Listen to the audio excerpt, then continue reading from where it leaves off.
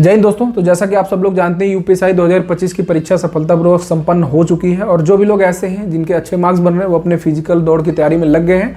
और इन्हीं में से बहुत सारे लोग इस चीज़ की डिमांड कर रहे थे कि सर डीबीपीएसटी फिजिकल और मेडिकल के लिए एक वीडियो बनाइए, क्योंकि मेरा भी ये मानना है कि ऐसी बहुत सारी चीज़ें होती है जो आप नज़रअंदाज करके चलते हो। जैसे बहुत सारी ऐसी चीज़ें हैं जो आपको डीबीपीएसटी में बाहर कर सकती हैं अगर आपने अभी उनका ध्यान नहीं दिया, क्योंकि अभी आपके पास समय है। अगर आपको कुछ चेंजेस कराने हो तो आप वो चेंजेस करा सकते हो। उसी तरीके से दौड़ में ऐसी क्या चीज़ हो सकती है जो लास्ट टाइम पे आपको बाहर कर सकती है इंस्टेड कि आपकी दौड़ बन चुकी होगी। और उसी तरीके से मेडिकल में क्या चीज़ें हैं जिसकी वजह से आप फाइनली सिलेक्ट होने के बाद भी बाहर हो सकते हैं, क्योंकि अगर लास्ट टाइम में ऐसी कुछ चीज़ें नज़र में आती हैं या फिर आपको बताई जाती हैं, आपको री मेडिकल मिलता है तो लास्ट टाइम पे उसका इलाज कराना संभव नहीं होता है। इसलिए ये वीडियो पूरा लास्ट तक देखना, आपको पूरा प्रोसेस बताऊंगा जिससे मैं गुजरा था, जो हमारे टाइम पे प्रोसेस था। तो सबसे पहले हम लोग डीबीपीएसटी की बात कर लेते हैं, क्योंकि सबसे पहले आपका डीबीपीएसटी होगा। जो आपकी पहली मेरिट बनेगी वो डीबीपीएसटी की ही मेरिट बनेगी। डीबीपीएसटी का मतलब होता है डॉक्यूमेंट वेरिफिकेशन और आपका फिजिकल स्टैंडर्ड टेस्ट। तो आपको एडमिट कार्ड आपका जारी होगा डीबीपीएसटी का, आपको जो है बुलाया जाएगा जिस भी सेंटर पे आपको बुलाया जाएगा। जैसे मेरा लखनऊ पुलिस लाइन में हुआ था, वहाँ हमें बुलाया गया, हमें जो है वहाँ पे पुलिस लाइन में बाहर ही जो है टेंट लगा हुआ था। टेंट क्या, वहाँ पे वो पूरा वो टीने वाली जो पूरा एरिया बना हुआ उसमें मैं बैठाया गया, हमें स्लॉट में डिवाइड किया गया। उसके 1-2 घंटे बाद जो है एक एक स्लॉट को जो है वो अंदर भेजने लगे। वहाँ अंदर की मैं आपको प्रक्रिया बता रहा हूँ कि क्या होता है कि आप जब जाओगे तो आपकी फाइल वहाँ पे पहले से ही बनी होगी, एक आपके नाम की फाइल जिसमें आपने जो सारे डॉक्यूमेंट्स फॉर्म भरते टाइम लगाया था वो सारे डॉक्यूमेंट्स उसमें होंगे। तो आपको अपना पैनल अंदर जाते ही आपको अपना पैनल बता दिया जाएगा कि आप इस पैनल पे जो है जाइए। वहाँ पे जो है पैनल पे sub inspector, inspector, head constable और जो है उसके जो है इंचार्ज या फिर जो उसको हेड कर रहे होते हैं वो सीओ या फिर एसडीएम रैंक के होते हैं, वो वहाँ पे बैठे होते हैं। 1 बाय 1 जो भी आपने जो डॉक्यूमेंट्स वगैरह लगाए हैं, जैसे 10th का, 12th का, ग्रेजुएशन का, उसी के साथ साथ आपने जो भी अपना कैटेगरी का लगाया है या फिर कोई अदर सर्टिफिकेट आपने लगाया है तो वो आपसे मांगा जाएगा। वो आपका वो पूरा प्रॉपर नंबर मिलाएंगे, डेट वगैरह सब कुछ मिलाएंगे। और मैं आपको अभी बता दे रहा हूँ कि अगर आपके पास ओरिजिनल ये मार्कशीट डॉक्यूमेंट्स वगैरह नहीं है तो आप अपने यूनिवर्सिटी पे जो है कांटेक्ट करके वहाँ से जो है उसको निकलवा लीजिए। अभी आपका समय है, नहीं तो बाद में आपको बहुत दिक्कत होगी, क्योंकि लास्ट में भर्ती बोर्ड ने एक नोटिस में बताया भी था कि अभी तो आपका प्रोविजनल चल जाएगा लेकिन लास्ट में आपको ओरिजिनल लेके जाना पड़ेगा। तो हाँ, ये सारी चीज़ें हैं। उसी के साथ साथ आपको बता देता हूँ कि अगर बाई चांस कोई नेम में मिस्टेक है, ठीक है, आपने जो फॉर्म भरा है उसमें कुछ और नाम आपने लिख दिया या फिर बाई चांस कोई करेक्शन है कोई नाम को लेके, डेट को लेके, और वो सही नहीं हो पा रहा है तो उसके लिए आप एफिडेविट बनवा के जाना।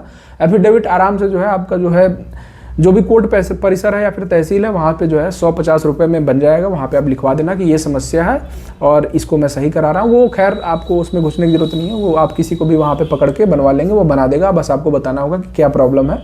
तो ये होता है डॉक्यूमेंट वेरिफिकेशन वाला सीन। तो आपका जो है सारा डॉक्यूमेंट वहाँ पे जो है प्रॉपर एक एक जो है डिटेलिंग में चेक होगा। उसके बाद जैसे ही आप डॉक्यूमेंट वेरिफिकेशन अपना क्लियर करते हो, आपका आगे फिजिकल स्टैंडर्ड टेस्ट होगा। फिजिकल स्टैंडर्ड टेस्ट में आपको पता ही है कि आपका हाइट और चेस्ट मेजरमेंट होगा, और अगर आप गर्ल्स हैं तो आपका हाइट और वेट मेजरमेंट होगा।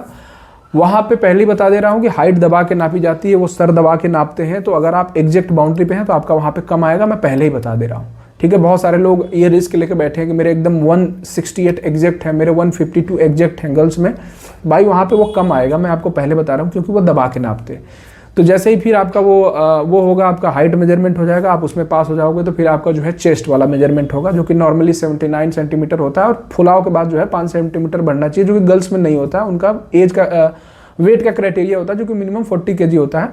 लेकिन चेस्ट में परेशान होने की जरूरत नहीं है, थोड़ा बहुत कम ज़्यादा होता है तो वहाँ पे वो पुशअप वगैरह लगवा के उसमें वो जो है वो चल जाता है, क्योंकि वो भी कहीं ना कहीं पुलिस कर्मचारी होते हैं, पीटीआई होते हैं, फिजिकल इंस्ट्रक्टर होते हैं, तो उसमें वो चल जाता है। 1-8 सेंटीमीटर फुलाव कम आया, 1-8 सेंटीमीटर ऐसे जो है नॉर्मली कम आया तो थोड़ा बहुत वो करके चल जाता है। लेकिन वो नापते यहाँ से हैं। आप अपना चेस्ट क्या होता है कि आप ऊपर वाले पोर्शन से नापते हैं, लेकिन वो ऊपर वाले पोर्शन से नहीं, लोअर चेस्ट नापते हैं, यहाँ वाले पोर्शन पे। तो इस चीज़ का ध्यान देना। अभी भी जब आप फिजिकल जाते हो तो आप पुशअप वगैरह थोड़ा सा डंड वगैरह लगाया करो, ताकि केले वेले खाया करो, अपना थोड़ा सा डाइट पे ध्यान दो, ताकि उस टाइम तक जो है चेस्ट में कोई दिक्कत ना आए, फुलाव या फिर नॉर्मल में। बाकी चेस्ट में ऐसा कोई दिक्कत नहीं होती, दिक्कत जो आती है आपकी हाइट में आती है। तो जैसे ही आपका ये सारा चीज़ हो जाता है, आप सब कुछ पास कर लेते हो, तो कई जगह जो है हाथ पे जो है मुहर मार देते हैं कि क्वालिफाइड और नॉन क्वालिफाइड, और नॉर्मली कई जगह बस बता देते हैं। आपका जब सब कुछ स्मूथली हो जाता है तो आपको पता ही रहता है कि मेरा सब कुछ स्मूथली हो गया, और आपको बता देते हैं कि ठीक है आपका हो गया है, आप जाइए। फिर उसके बाद जैसे ही पूरा डॉक्यूमेंट वेरिफिकेशन, जैसे बहुत सारे लोग होंगे तो डॉक्यूमेंट वेरिफिकेशन में बहुत समय लगेगा, ठीक है, 15-20 दिन का समय लगेगा, शायद 1 महीना भी लग जाए सबका कराने में।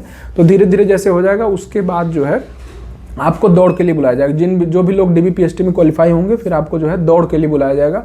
दौड़ का सीन आपको बता देता हूँ कि आपकी दौड़ शायद जो है गर्मी में एकदम पीक गर्मी में पड़े, तो आपको अभी से बता दे रहा हूँ कि आप जो है धूप में भी दौड़ने की थोड़ी सी प्रैक्टिस कर लेना। हालांकि आपको सुबह सुबह ही बुलाया जाता है, 4 बजे, 4:30 बजे, 6 बजे जो है आपकी रिपोर्टिंग टाइम होती है और 8, 8:30, 9 बजे तक दौड़ा दिया जाता है। लेकिन बाई चांस अगर आपको दोपहर में दौड़ा दिया गया, किसी कारणवश वहाँ लेट हो गया, क्योंकि वहाँ बुला के कई घंटे बैठाए रहते हैं, तो आपके पास इतनी क्षमता होनी चाहिए कि आप धूप में भी दौड़ लो। और अगर आप धूप में दौड़ने की प्रैक्टिस नहीं करते हो गर्मी के दिन में, तो आप जो है भले अपने ग्राउंड पे जो है 25 मिनट में दौड़ मार देते हो, वहाँ आप 28 मिनट में भी नहीं मार पाओगे। तो इस चीज़ का जो है आप विशेष ध्यान रखना कि थोड़ा बहुत धूप में भी दौड़ने की प्रैक्टिस कर लेना। अगली चीज़ ये कि मैं आपको प्रोसेस बता देता हूँ कि वहाँ जाने के बाद प्रोसेस क्या होता है। वहाँ पे आप जाओगे, उसी तरीके से आपका जो है एडमिट कार्ड आपसे लिया जाएगा, आपका बायोमेट्रिक वगैरह होगा कि आपकी जगह कोई और तो दौड़ने नहीं आ गया। ये बायोमेट्रिक वाला सीन आपका DBPST में भी होगा, प्रॉपर जो है स्क्रूटनी होती है। उसके बाद आपको चेस्ट नंबर पहनाया जाएगा, ठीक है। उसी के बाद आपके दोनों पैरों में जो है वो चिप लगाई जाएगी। चिप इसलिए लगाई जाती है ताकि ये आर्मी वाली भर्ती नहीं है कि रस्सा खोला, भागने लगे, उसके बाद रस्सा गिराया और ले लिया, ऐसा कुछ नहीं होता।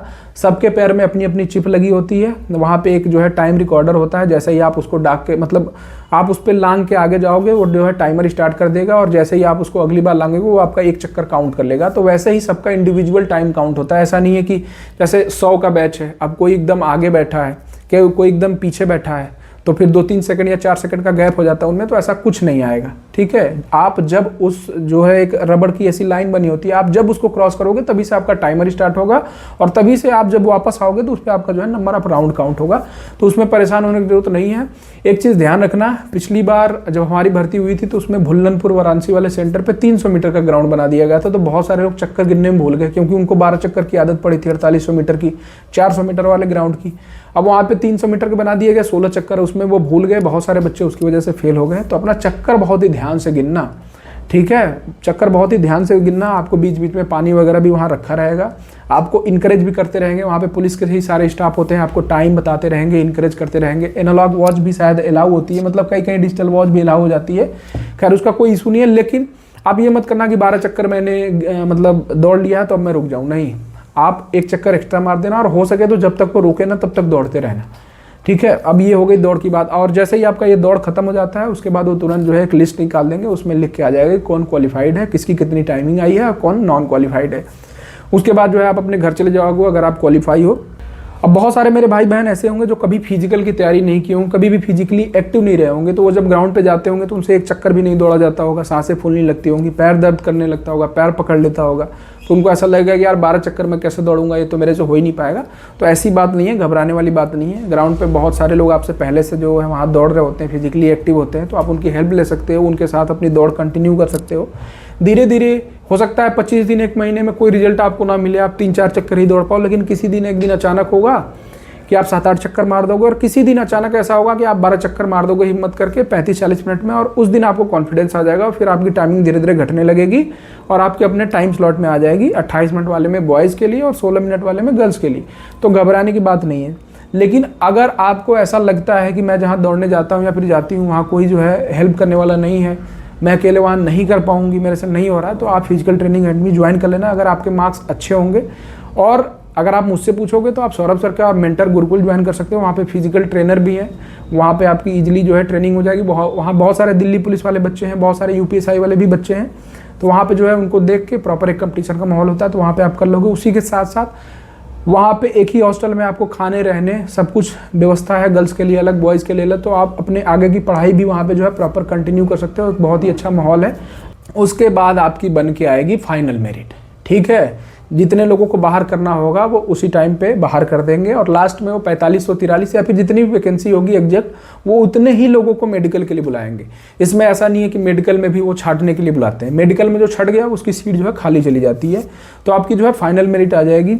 उसके फाइनल मेरिट आने के कुछ महीने बाद आपको, या फिर कुछ महीने बाद या फिर कुछ समय बाद आपको मेडिकल का एडमिट कार्ड जारी हो जाएगा। अब मैं प्रोसेस बता रहा हूँ, मेडिकल का बहुत ही ध्यान से सुनना।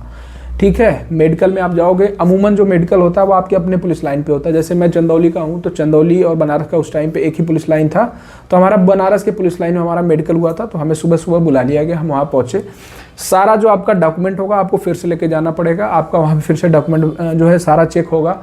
उसी के साथ साथ आपकी जो डीबी पीएसटी के टाइम पे फाइल बनी थी वो आपके उसी जो है पुलिस लाइन में आ चुकी होगी, तो उसी में जो है वो प्रॉपर जो है वेरिफिकेशन करेंगे, जो भी प्रोसेस होगा वो उसको कंप्लीट करेंगे। उसी तरीके से आपका स्लॉट बनेगा, स्लॉट वाइज जो है आप उस रूम में जाओगे जहाँ पे वो सारे मेडिकल वाले स्टाफ बैठे होंगे, जो भी डॉक्टर्स होंगे अलग अलग सेक्शन के, आँख के, कान के, हड्डी के, ठीक है, पाइल्स और जो भी ये सारी चीज़ें चेक होती है जो कि मैं आगे आपको बताऊंगा, वो बैठे होंगे, एक एक पैनल बना होगा। उस सारे पैनल का इंचार्ज शायद सीएमओ लेवल का अधिकारी होता है। वो खैर वो सारी चीज़ें आपके मतलब की नहीं है। फिर आप अंदर जाओगे तो सबसे पहले आपका फिर से जो है डीबी कह रहा हूँ, पीएसटी होगा आपका, फिर से जो है हाइट और चेस्ट मेजरमेंट होगा। आपका फिर से हाइट नापी जाएगी, आपका फिर से जो है चेस्ट नापा जाएगा, आपका फिर से फुलाव देखा जाएगा, और गर्ल्स में जो है हाइट और वेट क्राइटेरिया फिर से होगा। उसके बाद आप आगे जाओगे तो जो चीज़ चेक होगी वो होगी आपकी नौकनी, ठीक है, कि आपको नौकनी तो नहीं है। और अभी एक चीज़ बता दे रहा हूँ कि अगर आपको नौकनी है तो बहुत सारी एक्सरसाइज आती हैं जो कि आप यूट्यूब पे सर्च करोगे, बहुत सारे फिजिकल इंस्ट्रक्टर हैं जो आपको बता देंगे, उसकी एक्सरसाइज अभी से करने लगना, थोड़ा बहुत गैप जो है डेवलप हो जाएगा, बहुत ज़्यादा गैप नहीं देखते हैं, तो इस चीज़ का ध्यान देना कि नौकरी ना हो। उसके बाद जो अगली चीज़ चेक होगी वो बो लेग होगी। कई बार क्या होता है, आप बुढ़ापे में देखते हो हड्डी ऐसी हो जाती है, मतलब पैर जो होता है ऐसे हो जाता है, जैसे बूढ़े लोग होते हैं उनका पैर ऐसे हो जाता है, तो वो चीज़ बो लेग्स बोलते हैं। तो वो भी नहीं होना चाहिए कि बहुत ज़्यादा नौकनी हो कि बो लेग जैसा दिखने लगे, तो वो नहीं होनी चाहिए आपको प्रॉब्लम, और वो शायद क्यूरेबल भी नहीं है। अगर आपको वो है तो आप वैसे बाहर हो जाओगे। अगली चीज़ है फ्लैट फी। हमारे टाइम पे फ्लैट फी में इतने ज़्यादा लोग को बाहर कर दिया गया था कि मैं क्या बताऊँ। मुझे लगता है कि 50 लोग को बुलाया गया था, जिसमें 19 लोगों को फ्लैट फी में बाहर कर दिया गया था, लेकिन बाद में जो है पैनल ही चेंज करा दिया, क्योंकि थोड़ा सा बहुत हार्ड वो ले रहे थे। खैर डरने की ज़रूरत नहीं है। फिर आपका जो है फ्लैट फिट चेक होगा। वैसे तो वो नॉर्मली देख लेते हैं कि फ्लैट फिट है कि नहीं, बट फिर भी उनको संदेह होगा, तो वो जो जूट का बोरा होता है उस पर पानी डाल के वो भिगाए हुए होते हैं, उस पर आपको चढ़ा के फिर आपको चला के देखेंगे कि आपकी जो है फ्लैट फिट तो नहीं आ रही है। फिर आप जो है घूम के जाओगे आगे वाले पैनल पे, मतलब ये आगे पीछे हो सकता है पैनल, ये नहीं कि पहले आपका हड्डी ही चेक होगा, हो सकता है पहले आँख हो जाए, पहले जो है कान हो जाए। तो मैं जो है मेरे टाइम पे जो हुआ था मैं आपको बता रहा हूँ। फिर अगले आप उस पे जाओगे, पैनल पे जाओगे, तो उसमें जो है आपका कान चेक होगा। बहुत धीरे धीरे बात करेंगे, आपका नाम क्या है, ये वो आप जवाब दोगे, ठीक है। फिर वो उससे अंदाज़ा लगा लेते हैं कि नहीं सुनाई दे रहा है। आपका जो है कान अच्छे से टॉर्च वगैरह जला के चेक करते हैं कि पर्दे तो नहीं फटे हैं, कोई ऐसी इन्फेक्शन बीमारी तो नहीं है। तो ध्यान देना कि कान वान अपना साफ करा के जाना, और किसी अच्छी जगह साफ कराना, ये नहीं कि साफ करने में ही अंदर कुछ मार दे, वो चोट लग जाए। और अगर आपके पर्दे वर्दे में कोई प्रॉब्लम है तो 1-1.5 महीना पहले जो ऑपरेशन करा लेना, ताकि वो उस टाइम तक सूख जाए, ठीक है। तो इन सारी चीज़ों का ध्यान देना। उसी के साथ साथ वो थोड़ा सा स्पीच डिसेबिलिटी वाला भी चेक करते हैं। हालांकि जो लोग हगलाते हैं वो भी पुलिस में भर्ती हैं, बहुत सारे सब इंस्पेक्टर भी हैं, बहुत सारे कांस्टेबल भी हैं, बहुत सारे बड़े अधिकारी भी हैं जिनको स्पीच डिसेबिलिटी है, हगलाते हैं वो, तो उसमें डरने की जरूरत नहीं है, लेकिन वो चेक करते हैं वो, ठीक है। अगर हम लोग अगली चीज़ देखें, हियरिंग हो गई, स्पीच डिसेबिलिटी हो गई। उसके बाद आप आगे वाले सेक्शन पे आओगे जिसमें आपकी आंखें चेक होंगी। सबसे पहले आपका नॉर्मल दूर दृष्टि और नज़दीक दृष्टि वो चेक करेंगे, एक एक आंख करके आपका एक आंख बंद करवा लेंगे, या फिर वो ऐसा चश्मा होता है कि एक तरफ वो पेंटेड होता है। फिर आपसे वो जो एक चार्ट रहेगा जो कि आपको ऑनलाइन मिल जाएगा, शायद वही बार बार रिपीट करता है, तो कुछ बच्चे उसको याद करके भी जाते हैं। वैसे आपकी जो आई चाहिए होती है वो 6x6 चाहिए होती है, जो कि चेक होती है। फिर आपको वो पढ़ाएंगे कि अच्छा यहाँ क्या लिखा है, ये क्या लिखा है। फिर वही चश्मा जो है दूसरे आँख में लगा के, मतलब पेंटेड साइड दूसरा चेंज कर देंगे, फिर आपसे पढ़ाएंगे। मतलब दोनों आँख को जो है वो चेक करते हैं 6x6 वाला। उसके बाद फिर आप अगले पैनल पे जाओगे जिसमें आपका कलर ब्लाइंडनेस चेक होता है, जो कि अनअवॉइडेबल होता है। अगर आपको कलर ब्लाइंडनेस है तो आप बिल्कुल भी बाहर कर दिए जाओगे, ठीक है। तो वो बेसिकली एक ऐसे ही बुक होती है जिसमें कलर ब्लाइंडनेस का सब बना होता है सिंबल, तो वो आपसे एक एक आँख करके बंद करा के पढ़ाएंगे कि अच्छा इसमें क्या लिखा है। अगर आपको कलर ब्लाइंडनेस है तो आप कुछ और चीज़ पढ़ोगे, उनको कुछ और दिख रही होगी, तो वो वहीं पर डिफ्रेंशिएट कर लेंगे। तो ये सारी प्रक्रिया है। इसी के साथ साथ आपको बता दूं कि आपका जो है हाइड्रोसिल भी चेक हो सकता है बॉयज़ में, और कॉमन में जो है आपका पाइल्स भी चेक हो सकता है। तो जिन भी लोगों को ये प्रॉब्लम है, तो जैसे ही आपकी दौड़ खत्म हो जाएगी आप जो है उसको ऑपरेट करा लेना, या फिर दौड़ के पहले भी ऑपरेट करा सकते हो अपना। बट दौड़ के पहले ऑपरेट कराओगे तो फिर आप दौड़ नहीं पाओगे, आपको बेड रेस्ट करना पड़ेगा। तो मैं आपको कहूँगा कि दौड़ के बाद जो है उसको ऑपरेट करा लेना, क्योंकि हमारे टाइम पे रीमेडिकल में भी 3 दिन मिला था। तो 3 दिन में आपका ना इलाज हो सकता है, ना वो ऑपरेशन सूख सकता है, ठीक है। तो इस चीज़ का ध्यान देना। ये भी होता है कि किसी किसी पैनल पे सारी चीज़ें चेक नहीं होती है। जो हमारा पैनल था बनारस वाला पे, वहाँ पे ना हाइड्रोसील चेक हुआ ना वहाँ पे पाइल चेक हुआ, लेकिन कई सारे सेंटर्स में जो अलग अलग जिलों में बने थे वहाँ पे जो है ये दोनों चीज़ चेक हुआ था। तो इस चीज़ का जो है बहुत ही अच्छे से ध्यान देना, और अगर कोई प्रॉब्लम हो तो अभी से, जो कि क्यूरेबल है, जो कि मैंने आपको बताया कि क्या क्यूरेबल है क्या क्यूरेबल नहीं है, ठीक है। तो अगर आपको फ्लैट फीट भी है तो कुछ ऐसे जूते आते हैं जो उस शेप में होते हैं जो आपका थोड़ा सा जो है फ्लैट फीट नॉर्मल कर देते हैं। तो वो सब मैं टेक्निकलिटी नहीं जानता, उसमें मैं जाना भी नहीं चाहता। वो आप यूट्यूब से डॉक्टर से पूछ के जो भी इलाज संभव है उसका जो है अभी से जो है फॉलो करना शुरू कर देना। बहुत सारे लोग हैं जिनका आई 6/6 नहीं है, तो आपको बता दूं कि लेजर सर्जरी होती है जो कि अब बहुत महंगी भी नहीं है, उसको आप करा सकते हो। तो अपने मेडिकल से 1 महीना पहले जो है उसको करा लेना, ताकि जो है मेडिकल के टाइम पे आपकी आंखें जो है 6/6 हो और ऐसी कोई दिक्कत नहीं। हालांकि वो टार्च जला के देखते हैं बट उनको लेजर से कोई मतलब नहीं है, आपकी आंखें उस टाइम पे 6/6 होनी चाहिए, ठीक है। तो ये सारी प्रक्रिया है, इन सारी चीज़ों का ध्यान देना, starting from the DVPST to the running end last में आपका मेडिकल। ये सारी चीज़ें हैं जो मैंने चीज़ें बताई, इन सब चीज़ों का ध्यान रखना। अगर कोई भी चीज़ अभी से मिस कर रहे हो तो अभी से उसका जो है ध्यान देते हुए चलना, ताकि लास्ट में ऐसा कुछ ना हो। बाकी बार बार आप लोग कटअप पूछ रहे हो कि सर एग्जैक्ट कटअप बता दो, तो भाई मुझे एग्जैक्ट कटअप नहीं पता है। मेरा एक अंदाज़ा है जो कि मैंने डाटा कलेक्ट करके लिया था, वो मैंने आपको पहले बता दिया कि अगर आप उससे ऊपर हो, हर एक कैटेगरी वाइज मैंने एक अंदाज़ा दे दिया है, तो आप अपना जो है तैयारी जो है दौड़ की कर सकते हो। लेकिन उसी के साथ साथ बैठना नहीं है, दौड़ 1-1.5 घंटा 2 घंटा ग्राउंड पे दो, बाकी आप अपने आगे के एग्जाम की जो है तैयारी जो है करो। तो बस इस वीडियो में इतना ही। आप लोगों को ऑल द बेस्ट। उम्मीद करता हूं कि वैकेंसी बहुत ही स्मूथ तरीके से और बहुत ही तेज़ी से होगा, बहुत ही जल्द आपकी आंसर किया जाए, उसके बाद आपको जो है DVPST के लिए बुला लिया जाए।